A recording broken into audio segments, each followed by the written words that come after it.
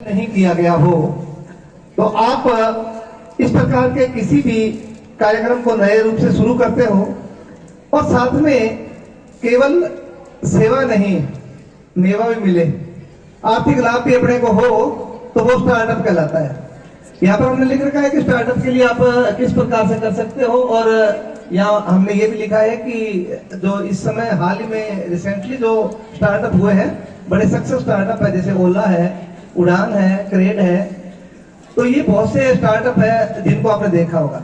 अब अपने बात कर रहे हैं हमारे एरिया में नए क्या हो सकते हैं। सर्विस पे आ जाता हूँ डायरेक्टली, वक्त की कमी के कारण कि हम क्या कर सकते हैं।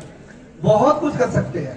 आने वाला जो टाइम है वो हमारा दो ही कामों में आएगा, एक तो चिकित्सा और एक एग्रीकल्चर, हेल्थ और एग्रीकल्चर। अभी तक इस पे सबसे कम काम हुआ है ग्रामीण क्षेत्र के अंदर, जो रूरल एरिया है उसमें बहुत कम काम हुआ है।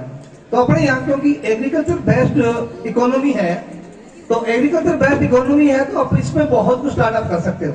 जैसे अभी ड्रोन से सर ने एक वो करवाया था, आपको डेमो दिया था, तो भी लोगों का आपने हाल ही में एक बात सुनी होगी आपने थोड़े दिन पहले कि संगरिया के अंदर यूरिया नहीं मिल रही थी।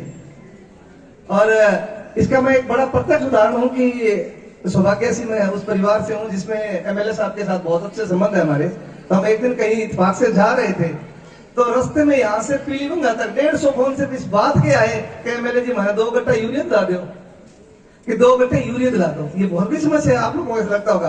तो दरअसल मेरे के जो मामा ससुरों साथ बैठे थे, वो कहते लोग हम ठाई को नहीं है, मेरे हमके काम लेना चाहिए। तो अपने शायद बात भी हुई थी इस बात में कि मैंने कहा भाई उस किसान के लिए वो सबसे बड़ी समस्या क्या है, यूरिया है। उसके लिए यूरिया उसके लिए बहुत प्रायोरिटी है उस समय।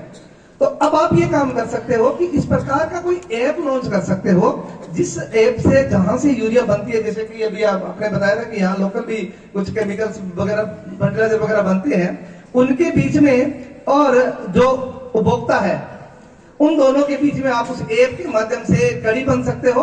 वहां तक आप उसको डिलीवर करा सकते हो कहाँ किसकी ज्यादा जरूरत है। मतलब फॉर एग्जाम्पल हमारे यहाँ यूरिया ज्यादा लग रही है और नौर और भादरा के अंदर नहीं लग रही है, वहां पर फॉस्फेट की ज्यादा जरूरत है, तो वहां पर यूरिया एक्सेस है, तो आप वहां से यहाँ डिलीवर करवा सकते हो इस प्रकार से ऐप के माध्यम से। उसके अलावा कि आज कामकाजी है सारे के सारे, और इन लोगों के पास हमारे एक बड़ी नई चीज चली है, ऑर्गेनिक चीजें। आप ऑर्गेनिक चीज आप पूरे संगरिया के अंदर मैं घूमता हूँ अक्सर, तो ऑर्गेनिक जो जैगरी है, गुड़ है, वो नहीं मिलता अपने को। आप वैसे नाम तो बेचते हैं देसी गुड़ है ये है, लेकिन रियल में ऑर्गेनिक जो गुड़ है वो उपलब्ध नहीं हो रहा। आजकल हर आदमी ऑर्गेनिक चीजें लेने की पसंद करता है क्योंकि स्वास्थ्य अपने सर्वोपरि रखता है, और स्वास्थ्य की हमारे पास इश्यू भी हो गया क्योंकि हम बहुत ही टफ जो लाइफस्टाइल है वो जी रहे हैं उसके अंदर, तो उसके पास वक्त नहीं है। तो आप इस प्रकार की कोई क्रिएटिविटी लाओ, कोई ऐप लेके आओ या कोई साइट लेके आओ जिसपे ये चीजें प्रोवाइड करा दो और वहां से वो मेंशन आए कि मुझे जरूरत है, उसके घर तक ला दो। यानी होम डिलीवरी यदि आप उसको करवा देते हो इन चीजों की, चाहे वो यूरिया हो, चाहे वो इस प्रकार का ऑर्गेनिक प्रोडक्ट हो, या यहाँ पर अपने एनिमल हस्बेंड्री बहुत ज्यादा होता है, पशुपालन बहुत ज्यादा होता है, तो आप उसको क्या है प्रोवाइड करवा दो किसी के घर तक। तो जो किसान है वो मान लो कि मंडी के अंदर जो उपभोक्ता है उस तक नहीं पहुंच पाता और उपभोक्ता किसान तक नहीं पहुंच जाता, तो आप बीच की एक कड़ी भी बन सकते हो। उसके अलावा मैं एक चीज और कह देता हूं कि हमारे यहाँ पर एक बड़ी समस्या है कि हम अक्सर क्या करते हैं कि जैसे मान लो मैं जिस कम्युनिटी से आता हूँ उसमें शाकाहार को बहुत तवज्जो दी जाती है, तो हम शाकाहारी बने, लेकिन हमारे अंदर यह है कि हम दूसरे मांसाहार का नाम लेना उचित नहीं समझते हैं। तो ये कोई जरूरी नहीं है कि हम उस काम में ना करें। ऐसा मैं इसलिए कह रहा हूं कि हमारे यहाँ पे एक मैंने लिखा भी है कि सेम वाला जो पानी है उसके अंदर रोजाना एक हमारी समस्या आती है, और ये मैं इसलिए कह रहा हूं कि ये सबसे ज्यादा समस्या हमारे रावतसर से लेकर के और पीलीभंगा के बीच में आती है, और वहां पे बिश्नोई कम्युनिटी के खेत बहुत ज्यादा है।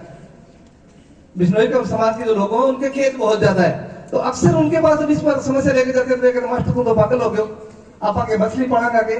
अरे भाई हम मछली पालन इसलिए कर रहे हैं कि हम नहीं करेंगे तो क्या लोग खाना छोड़ देंगे?